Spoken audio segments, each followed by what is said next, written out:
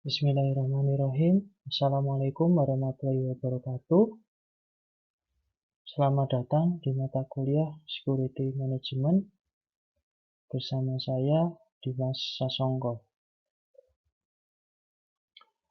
Pada mata kuliah ini, mahasiswa akan mendapatkan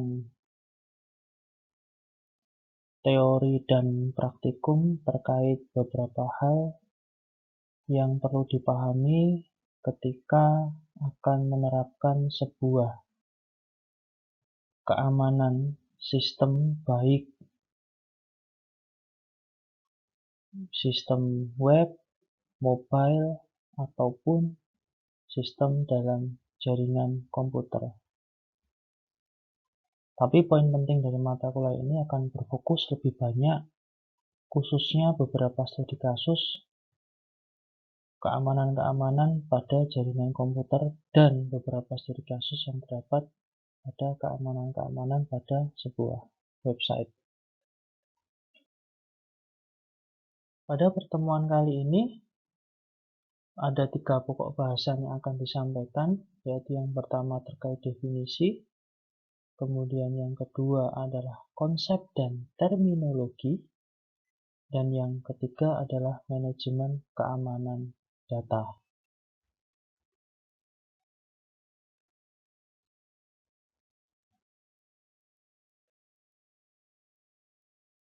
Baik, apa yang dimaksud dengan security? Kita tahu bahwa di era industri 4.0, ketika semua bidang sudah mulai menerapkan teknologi informasi, sudah banyak perusahaan, sudah banyak lembaga, kemudian banyak bidang-bidang usaha yang mulai menggunakan website, mulai menggunakan sistem informasi, mereka mulai membangun jaringan komputer, kemudian mulai mengimplementasikan server. Pasti ada banyak hal yang perlu dipertimbangkan, dan salah satu yang menjadi pokok paling penting adalah dari sisi bagaimana keamanannya. Ya, seperti kita tahu, kita punya sebuah rumah. Bagaimana agar rumah itu menjadi aman? Atau kita punya kendaraan, bagaimana kendaraan itu menjadi aman? Misalkan kita anggap punya rumah tadi ya. Kita punya rumah, bagaimana biar bisa aman? Oh, kita membangun sebuah tembok. Bagaimana biar menjadi lebih aman lagi? Oh, kita memasang pintu. Apakah pintu sendiri sudah cukup? Oh, pintu itu ternyata perlu kita pasangi kunci. Bahkan beberapa kasus dengan menggunakan kunci, dengan menggunakan gembok, atau menggunakan pagar yang tinggi pun kadang masih sangat mudah untuk dimasuki oleh orang-orang yang tidak bertanggung jawab. Nah, di bidang IT, dengan semakin berkembang pesat, banyak sistem informasi, banyak website, banyak jaringan yang mulai dibangun, kadang orang lupa poin penting terkait security-nya. Nah, harapan kami dengan mata kuliah ini memberikan gambaran kepada mahasiswa untuk lebih aware, lebih sadar terkait pentingnya implementasi tentang keamanan sistem ataupun keamanan jaringan.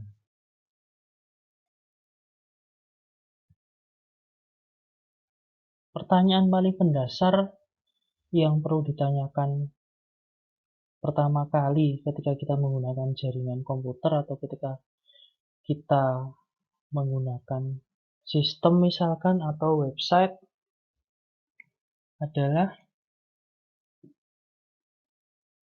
apa dan siapa. Kalau kita berinteraksi secara fisik, berinteraksi secara langsung, misalkan di dalam sebuah tempat, di dalam sebuah ruangan, kita akan tahu di situ ada siapa saja dan mungkin kita juga bisa mengetahui apa yang sedang dilakukan oleh orang-orang tersebut. Apakah, mereka terlihat jelas sedang makan, mereka terlihat jelas sedang membaca, mereka terlihat jelas sedang mengobrol satu dengan lainnya. Tapi bagaimana dengan jaringan? Sebuah tempat atau sebuah lingkungan yang secara kasat mata kita tidak bisa melihat apa yang sedang terjadi di dalamnya. Pertanyaan pertama adalah, apa yang ada di dalam jaringan? Kita perlu tahu, apa sih yang ada di dalamnya? Apalagi misalkan sistem itu kita yang mendevelop, atau jaringan itu kita yang membangun. Apa saja yang ada di dalamnya? Atau misalkan suatu saat kita mendapatkan kesempatan untuk kemudian memanajemen sebuah sistem atau sebuah jaringan yang sudah jadi. Kita perlu memahami ada apa di dalamnya. Pertanyaan kedua setelah apa yang ada di dalam jaringan adalah siapa yang ada di dalam jaringan tersebut. Kalau tadi saya analogikan bahwa kita berada di dalam sebuah ruangan, dalam sebuah misalkan kelas. Ada mahasiswa dengan jumlah 20, mereka semuanya sedang mengikuti perkuliahan, mereka sedang melakukan sebuah kegiatan yang bisa dinilai dengan cukup melihat. Tapi ketika berada dalam jaringan, kadang kita sulit mendeteksi ada siapa saja. Bahkan di dalam jaringan-jaringan yang mungkin itu sudah dibatasi hanya untuk user-user tertentu, kadang juga masih bisa dimasuki oleh orang lain. Nah, oleh karena itu ketika kita bisa membangun sebuah jaringan, ya kita harus bisa mendeteksi ini. Ketika ada user yang login, ketika ada user yang sedang mengakses, kita tahu, si A sedang mengakses, si B sedang mengakses. Kok ternyata ada sebuah account login yang misalkan mencurigakan, dia mencoba menggunakan username yang mungkin terdaftar, tapi kok dia salah terus dalam memasukkan password. Hal inilah kemudian memunculkan kecurigaan kita sebagai seorang yang sedang mengelola jaringan tersebut. Kemudian yang ketiga adalah apa yang bisa diakses oleh pengguna dalam jaringan. Setelah tahu apa yang ada di dalamnya, siapa yang ada di dalam jaringan, hal yang terakhir yang perlu kita ketahui adalah apa saja sih yang biasa diakses oleh pengguna dalam jaringan tersebut. Biasanya di beberapa jaringan modern, mereka sudah mulai menerapkan dengan namanya least privilege. Seperti memberikan sebuah batasan-batasan. Misalkan seorang yang sedang bertamu di tempat tersebut, mereka hanya akan mendapatkan account guest atau tamu misalkan, yang hanya untuk sekali login, berikutnya ketika mereka sudah pergi atau pulang, account itu kemudian dinonaktifkan. Dan akses yang bisa dilakukan oleh tamu tersebut juga terbatas. Misalkan, mereka hanya bisa melakukan browsing misalkan, tapi tidak bisa mengakses sistem-sistem informasi yang ada di dalam tempat tersebut. Atau misalkan mereka tidak bisa membuka YouTube, atau mereka tidak bisa menggunakan sosial media misalkan. Jadi dibatasi. Akan berbeda ketika itu adalah orang-orang yang misalkan bekerja di situ. Atau kita ambil contoh yang paling gampang adalah ketika kita berada di sebuah universitas atau perguruan tinggi. Ketika account mahasiswa, mereka hanya memiliki keterbatasan akses untuk mengakses hal-hal tertentu. Untuk account dosen misalkan, mereka bisa mengakses lebih daripada mahasiswa tapi juga memiliki keterbatasan. Nah, siapa yang mengatur pembatasan ini? Ya, si sistem administrator. Mereka harus bisa memutuskan bahwa si A ini boleh akses apa saja, tipe account B misalkan dia bisa mengakses sampai level mana saja. Nah, ini yang menentukan adalah si sistem administrator tadi. Baik, terkait definisi.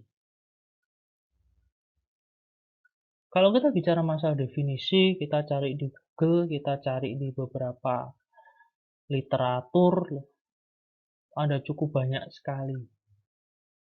Saya mengambil dua definisi dari John D. Howard dan Goleman.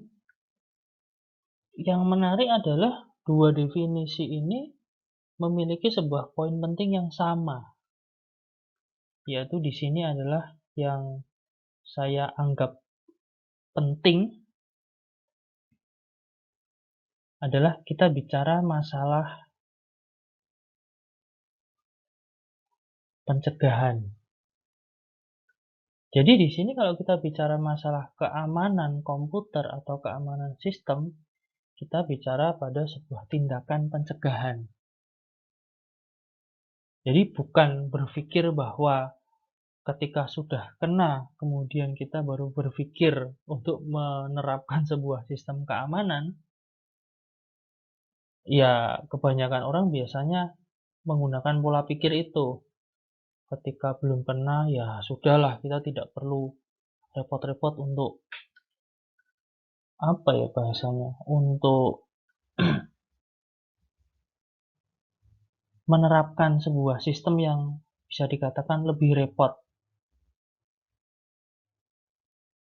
Kalau sudah kena baru kemudian berpikir, wah bagaimana ini cara mengatasinya, bagaimana kemudian baru berpikir, oke, kita mengamankannya bagaimana. Nah, itu adalah poin penting yang saya garis bawahi adalah sebuah pemikiran yang sangat salah. Jadi, ketika kita bicara masalah security management adalah kita melakukan sebuah tindakan pencegahan. Sekali lagi, bukan tindakan untuk memperbaiki sebuah hal yang kemudian sudah terjadi, misalkan sudah dihack, sudah dibobol, kita baru ngambil sebuah tindakan, bukan. Sekali lagi adalah poinnya adalah tindakan pencegahan. Dari apa? Dari serangan pengguna komputer. Atau menurut Goleman di sini adalah dari pengganggu yang tidak dikenali. Jadi ketika kita membangun sebuah sistem, kita membangun sebuah jaringan, bahwa kita mencegah dulu nih, bahwa jangan sampai sistem ini, jangan sampai website ini, jangan sampai jaringan ini bisa diakses dengan mudah oleh orang-orang yang memang dia tidak memiliki hak untuk bisa menggunakan sistem atau jaringan tersebut. Kalaupun mereka misalkan bisa masuk, di sini kita harusnya bisa melakukan yang namanya deteksi. Jadi setelah mereka ternyata ini akan ada sebuah tindakan yang misalkan sifatnya merugikan. Nah, berarti kita bisa melakukan deteksi awal. Kalau di sini menurut Goleman adalah tindakan pencegahan diri. dan deteksi terhadap tindakan pengganggu yang tidak dikenali dalam sistem komputer. Jadi sekali lagi poin pentingnya di slide definisi ini adalah bahwa ini adalah sebuah tindakan pencegahan. Jadi sekali lagi poin penting security management adalah tindakan pencegahan dari pengguna yang memang tidak memiliki hak akses atau pengguna yang tidak bertanggung jawab untuk menggunakan sistem tersebut.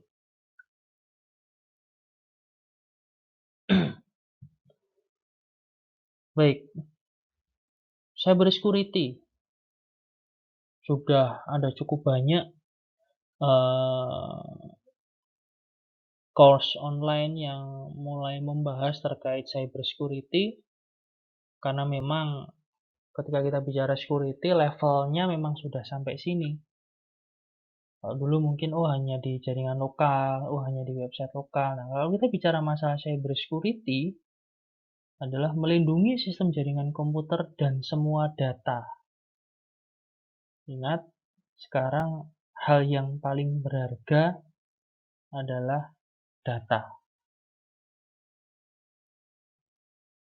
Jadi bagaimana usaha yang akan kita lakukan apa? Tindakan yang akan kita lakukan apa untuk melindungi jaringan komputer dan data-data yang kita miliki tersebut?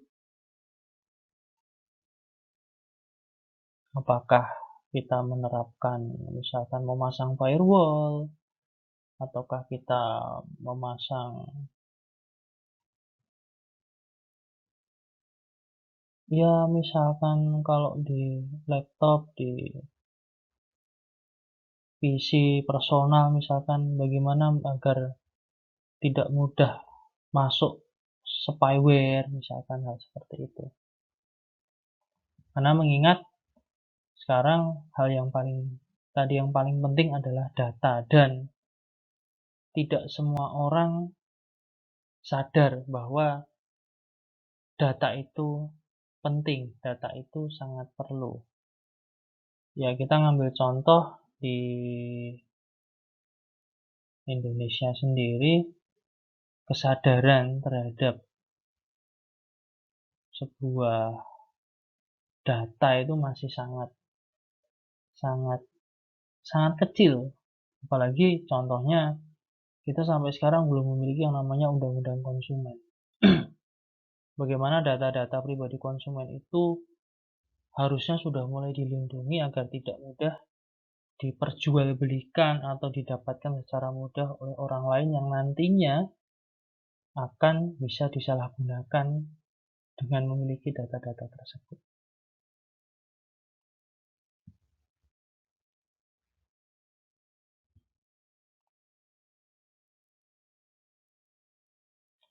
Kemudian konsep dan terminologi yang ada di dalam security management.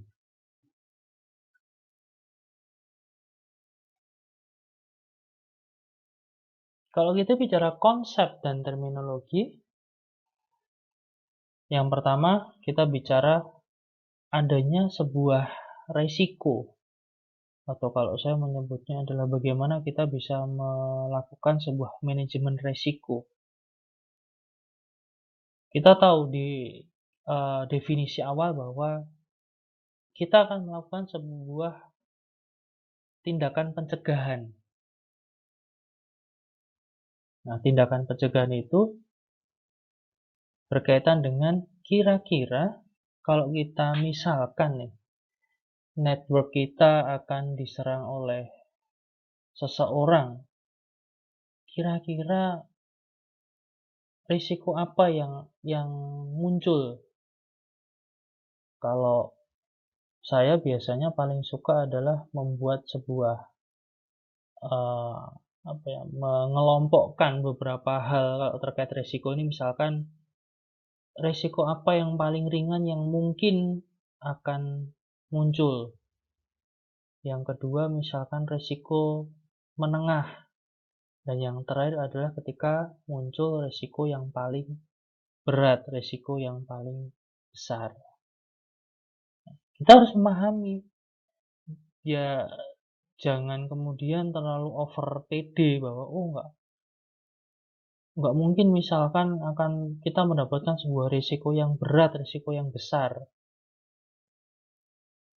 Tapi kita harus siap dengan kondisi seperti itu, dengan berbagai macam kondisi risiko tadi. Ketika kita tidak siap untuk itu, berarti ketika nanti terjadi sebuah hal yang kemudian muncul resiko-resiko tadi, bisa jadi kita tidak memiliki sebuah solusi yang konkret untuk menyelesaikan permasalahan tersebut. Kemudian yang kedua adalah ancaman atau threat. Nah, kita juga perlu memahami, perlu tahu, bahkan mungkin perlu membuat sebuah daftar. Kira-kira ancaman yang muncul itu akan dari mana? Apalagi kita bicara misalkan contohnya perusahaan besar. Pasti perusahaan saingan yang sejenis pun akan banyak dan mereka juga akan berusaha untuk menjatuhkan perusahaan lain tersebut. Kalau melihat sekarang perkembangan yang paling memungkinkan misalkan, oh mereka punya website, kita coba dengan menghack websitenya biar orang kemudian kehilangan kepercayaan. Contoh kemarin yang pernah terjadi di Foursquare misalkan. Ada banyak orang yang kemudian mulai bertanya-tanya, Foursquare aman nggak ya? Kita masih layak nggak sih menggunakan Foursquare? Karena informasinya banyak data pribadi yang berhasil diambil oleh orang atau oleh hacker. Ya, ancaman-ancaman itu kita harus memahami. Misalnya kalau website, oh mereka berisiko untuk di deface misalkan, mereka berisiko untuk dirubah database-nya misalkan dengan SQL injection. Nah, kita harus memahami agar kita bisa membuat sebuah manajemen keamanan tadi menjadi lebih maksimal. Kemudian yang ketiga adalah kerapuan sistem atau vulnerability. Kalau kita bicara masalah kerapuan sistem, tools yang ada di internet yang sifatnya free sampai dengan berbayar sudah cukup banyak sekali. Ya, contoh mungkin kalau di Linux kita bisa menggunakan Nmap ya, untuk mendeteksi port-port yang sedang terbuka misalkan. Atau banyak tools lain lah. Jadi misalkan kita bikin sebuah sistem, kita bikin web lah, atau kita bikin sebuah jaringan. Ya jangan kemudian over PD, kemudian kita rilis, okay, we have a network, we have a website. Yang perlu dilakukan berikutnya setelah kita tahu risiko, kita tahu ancaman, adalah kita melakukan pengecekan terhadap sistem kita itu sendiri. Dia memiliki tingkat kerapuhan seperti apa? Apakah cukup dengan tools yang sederhana, sistem atau website atau jaringan itu mudah untuk dijebol misalkan, atau misalkan contohnya website. Kita bikin sebuah web, kemudian ada orang yang cukup dengan menggunakan SQL injection, mereka ternyata bisa masuk, bisa jebol website kita. Sebaiknya hal-hal seperti itu yang menemukan adalah kita dari si developernya. Jangan sampai kemudian itu diketahui oleh orang lain, kemudian bisa dimanfaatkan untuk hal-hal yang tidak bisa dipertanggungjawabkan.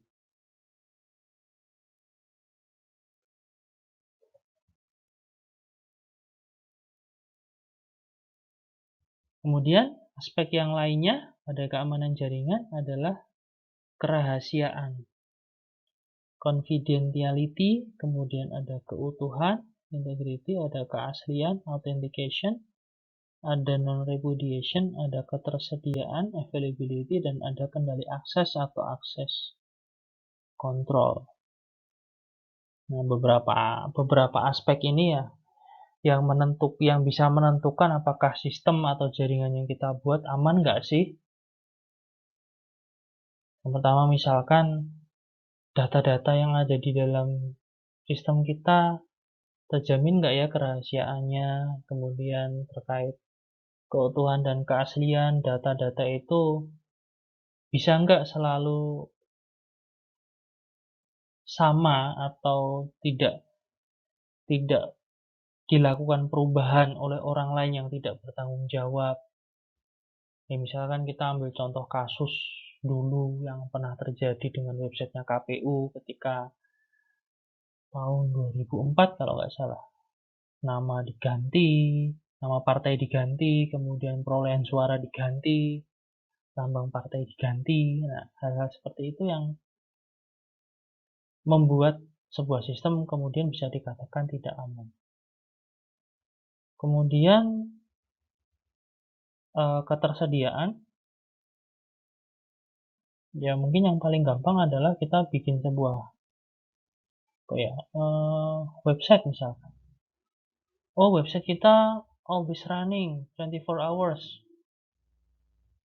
Website kita bisa selalu on selama 1 minggu, selama 1 tahun misalkan.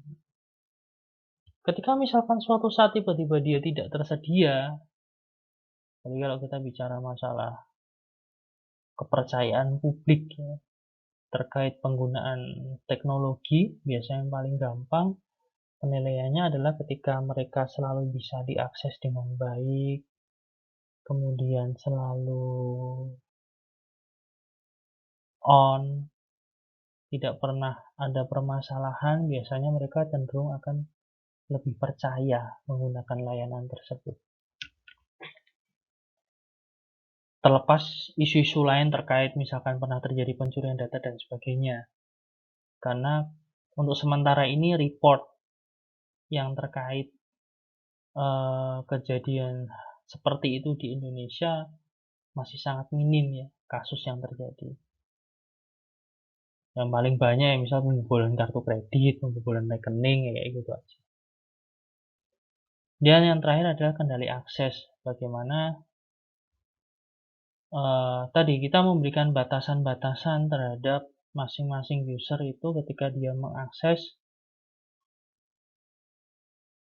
bisa sampai mana saja atau dia hanya bisa apa saja. Nah, hal itu yang perlu perlu dibuat sebuah strategi khusus